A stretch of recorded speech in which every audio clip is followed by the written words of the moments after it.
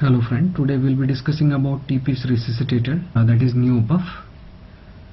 This instrument is designed to provide breath with consistent pressure, unlike AmbuBag. Most important thing is it doesn't require any electricity source and can be carried to labor room for resuscitation. As you can see at the bottom of instrument, there is an inlet for oxygen on the left. This can be attached to the source of oxygen. On right, there is a gas exit which is attached to a corrugated rubber tube. This tube is attached to a T-piece at patient's end. Just above this you can see two knobs. On left there is a knob which is used to set peak pressure, while on the right side there is a knob which is used to set pressure for the pop-up valve, just like AmbuBag. So here in this case we set the peak pressure at 20 and the pop-up valve is set at 30.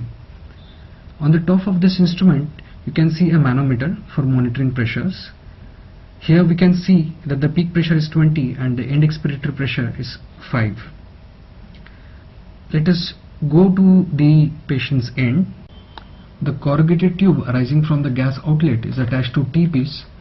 One end of T-piece, as you can see, is attached to the endotracheal tube in this patient. We can also attach this to the mask. On the other hand, there is a white knob with central opening. This is called as a PEEP valve. By moving the white knob in clockwise or anti-clockwise direction, we can set the positive end expiratory pressure for this patient. So all you have to do to deliver a breath is to block the PEEP valve opening with your thumb.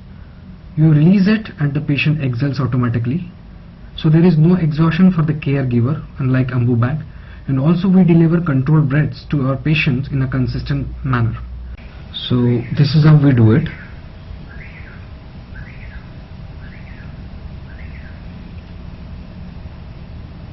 Always monitor the saturation of your patient. In this case, we had a sudden failure of ventilator, so while the ventilator was getting repaired, we put this patient on NeoPuff.